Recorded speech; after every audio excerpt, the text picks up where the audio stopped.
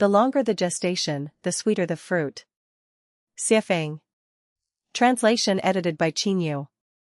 There's a folk saying, peach trees take 3 years, apricot trees take 4, but if you want to eat walnuts, you'll need to wait 18 years.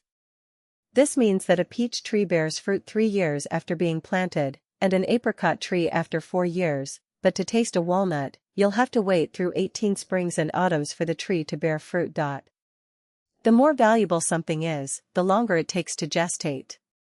In Journey to the West, it is recorded that the ginseng fruit in the Wuzhuang temple takes 3,000 years to bloom, another 3,000 years to bear fruit, and yet another 3,000 years for the fruit to ripen.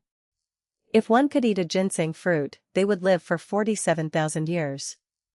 In the Queen Mother of the West's peach garden, the peaches in the front garden ripen once every 3,000 years, eating one grants health, lightness of body, and immortality.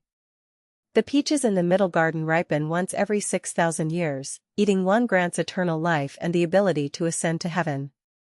The peaches in the back garden ripen once every 9,000 years, eating one bestows longevity equal to that of heaven and earth. People who are impatient to taste the fruit will never experience truly delicious fruit. If you sow the seed today and expect to eat the fruit tomorrow, that's called impatience. Some people don't even want to sow seeds and instead plot to get, deceive, steal, or rob the fruits of others' hard work. While there may be a chance of success in this world through such methods, and the lure of success without effort can tempt many to follow suit, the fruits they obtain this way will not be sweet and are likely to be toxic. Some people study Buddhism for 3 days and then expect to become a Buddha. When they don't achieve this in 3 days, they switch to studying the Bible.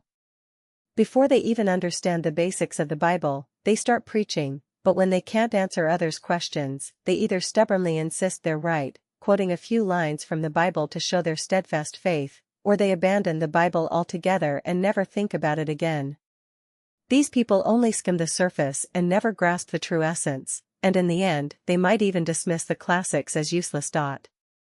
Entering a path is deeper than the ocean, and only those who immerse themselves in it can obtain the ocean's fruits.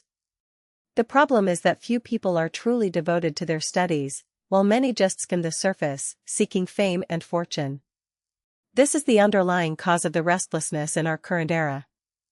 Tang monk endured 81 hardships over 19 years, walking more than 50,000 miles to retrieve the Buddhist scriptures from the West. Through this long gestation period, he finally achieved true results and tasted the sweet fruits. Do modern people still have this kind of perseverance? They are unwilling to do even 1 day of voluntary work, always calculating immediate gains. If they don't see benefits within a few years or even a few months, they become discouraged and agitated, either giving up or cursing themselves for being foolish. In the past, there were disciples who could loyally follow their master for a lifetime. Do such disciples still exist today? No, people nowadays are practical, and no one wants to be foolishly loyal. However, faith can move mountains. Those who truly obtain the sweet fruit are the foolishly loyal ones like Tang monk. There was once an eccentric man who gave an honest man a tree seed, telling him, "This is a seed I stole from the heavens. It will grow into a towering tree and will eventually bear fruit worth more than gold. Take good care of it." The honest man was overjoyed and planted the magical tree in fertile soil, tending to it day and night. A year passed, then another. The sapling grew to the height of the eaves, with lush green leaves, but it neither bloomed nor bore fruit. The honest man began to grow impatient. After 2 more years of waiting, his neighbors started mocking him. Some called him foolish, some said he was stupid, and others said he was mad. "You've been bewitched by a madman's words. There's no tree that bears fruit worth more than gold. You've been duped," they jeered. "Wasting your time tending to a tree every day like a madman." The honest man felt deeply hurt, but he couldn't bear to give up, so he decided to wait a little longer. 6 more years passed, and still, the tree bore no fruit. His reputation as a fool had spread far and wide. One day, his patience reached its limit. Thinking of the 10 years of hard work and wasted time, he became furious and angrily raised an axe to chop down the tree. 2 years later, the eccentric man returned and asked the honest man, "Where's the tree?" The honest man, fuming with rage, shouted, "You're a big liar. I tended to that damn tree for 10 years, and it never bore any fruit, so I chopped it down." The eccentric man sighed and said, "You were too impatient. That tree needed 12 years to bear fruit.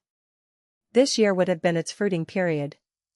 The fruit was the fruit of life, and eating it would have allowed you to ascend to immortality. What a pity, what a pity." With that, the eccentric man disappeared in a puff of smoke. Many miraculous fruits have vanished from the earth forever due to people's lack of faith and their eagerness for quick results. What a pity. Truly, what a pity. Lifechanyuan holds the secrets of life. Want to obtain them? Then, carefully cultivate the Lifechanyuan tree.